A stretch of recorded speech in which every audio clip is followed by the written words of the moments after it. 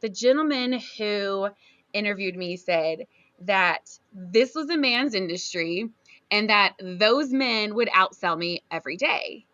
So I was like, screw you. I'm going to take the job and I'm going to prove you wrong. Welcome to another episode of the Seven Figure Journey podcast. So excited to have with us Ashlyn Hadden with Ashlyn Hadden Insurance. Needless to say, she is the owner. We're delighted to have her on the call. Ashlyn, how did you get started in this in the first place? What was the impetus that pushed you off into the entrepreneurial journey here? Yeah. So I had always been in the banking industry since my very first career. And I was going through some life changes and was moving from the Chicagoland area back to Indiana by my family. And I was done in banking. I was tired of the drama. And one of my girlfriends had come to me and said, "Hey, I work for this insurance company. We're hiring. Are you interested in selling insurance?" And I was like, "Absolutely not. I am not interested in being a used car salesman." Like, to me, that was the stigma behind insurance. And she's like, "Well, if you do the interview, I'll get like $150 bonus. So would you just do the interview?" So I was like, fine, whatever. I need to brush up on my skills anyways. So I took this interview, David, and the gentleman who interviewed me said that this was a man's industry and that those men would outsell me every day. So I was like, screw you. I'm going to take the job and I'm going to prove you wrong. I was rookie of the year, top rep in the state, third in the entire company. And then I spent a couple of years working for the man. Um, and I did really, really great. And I enjoyed it and I loved my clients.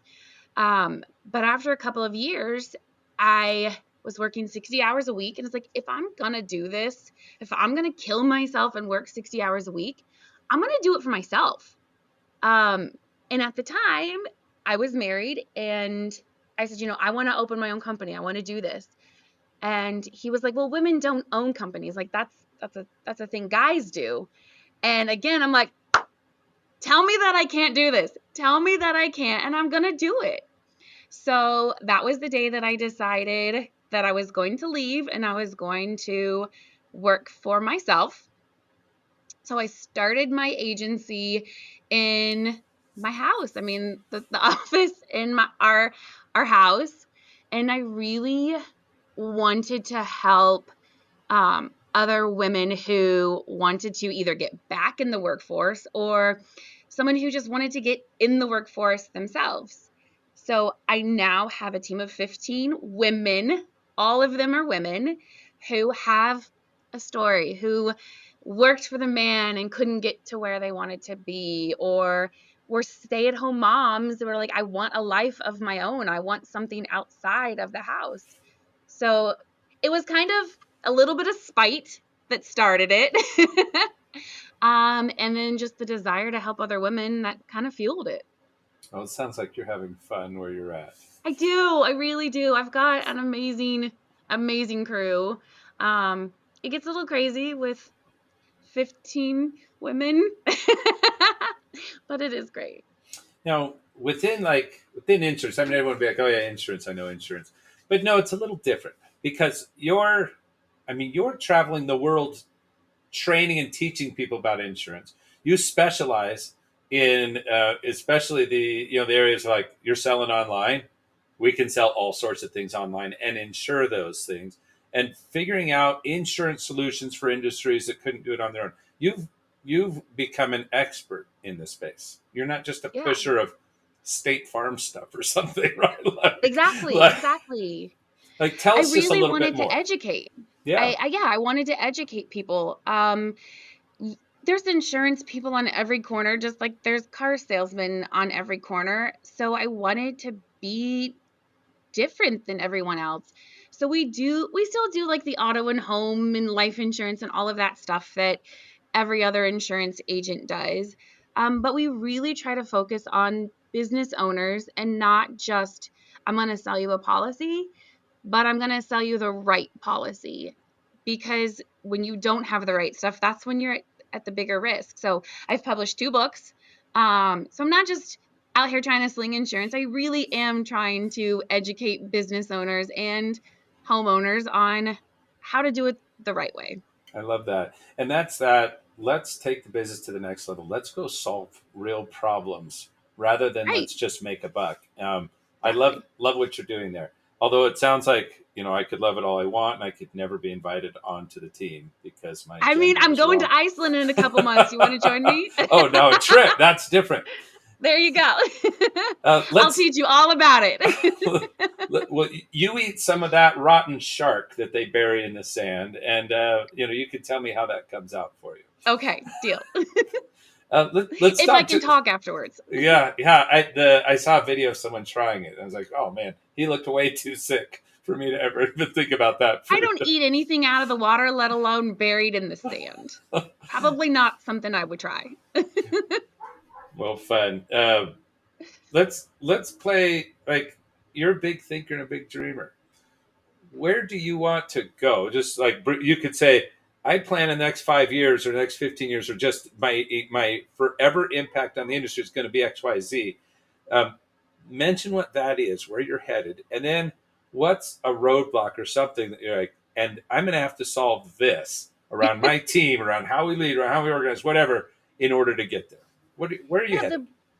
it's been like that for the last, I mean, I've been in business 11 years, and it seems like every time you make a dream, there's a roadblock that gets in the way of that dream. Um, the big thing right now is we are in an industry that everybody can do. And nowadays, so my goal, let me back up. My goal is I would really like to have a team of 50 women that Okay. is not only helping in the e-com space, but we're helping in the personal line space and we're helping in the alternative market space. So my goal is to have a group of 50 women where we've got 3 lines of business.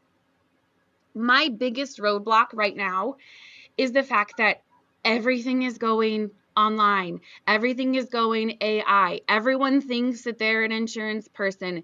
Um, and everything is just done so digitally. And it's really hard to get people to care about their policies, to care to talk to someone. No one wants to talk to us anymore. Everyone wants to go online, do their quote, save 15% in 15 minutes, and not really talk to somebody about the coverages.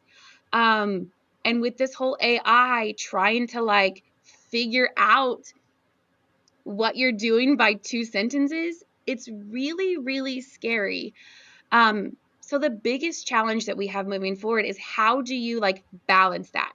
How do you balance the one-on-one attention with AI? How do you integrate that into your systems and make that process smooth for those customers? Yeah, You know?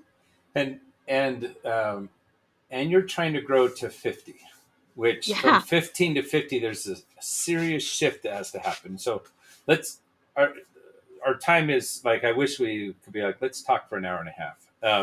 But let me ask you just a few quick questions. Are you are are you um, are you confident that your current team right now could learn new stuff, pick up new skills? Are you confident of that, or do you feel like my current team, they love just the old way, and I'm worried that I can't get them to learn something new? How do you just That's a feel? really great question.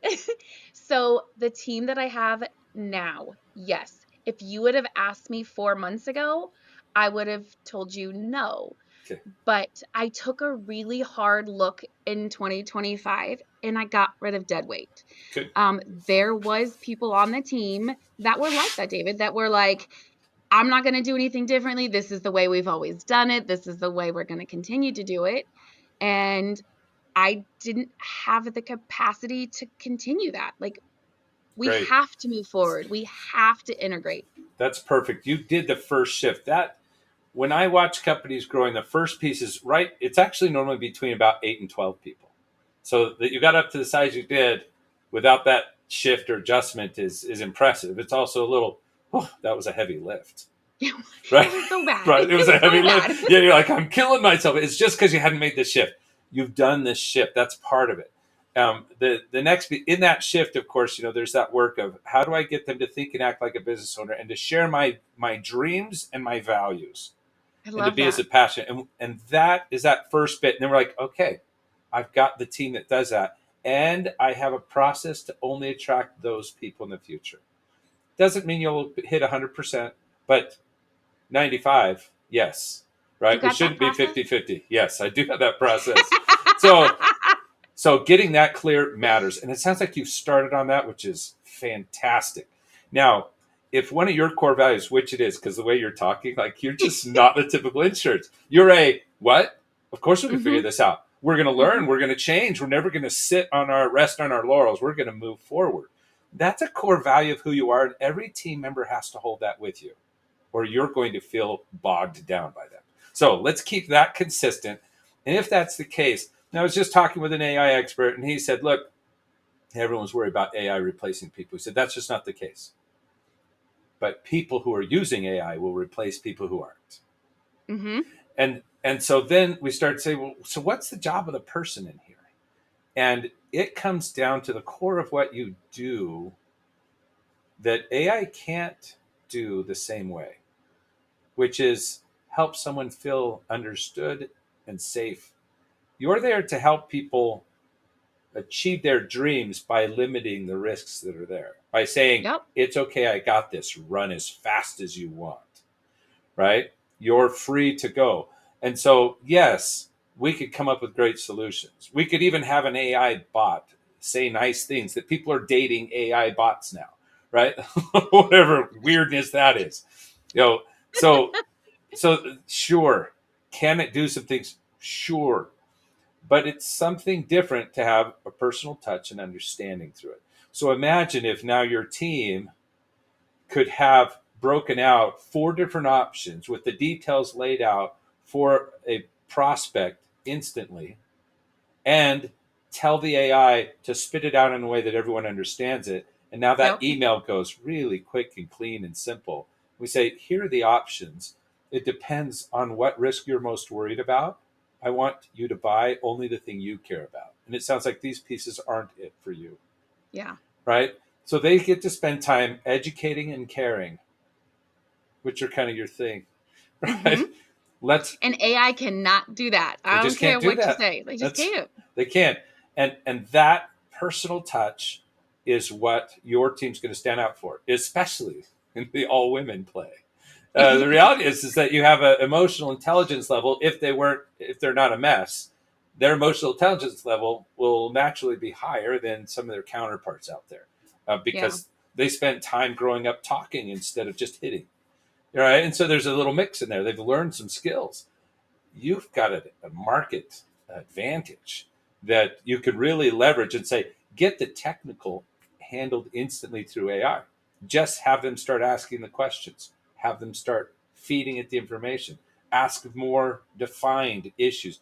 That as they frame out what they're really trying to do and what voice they want, they'll be able to train the bot to their own voice.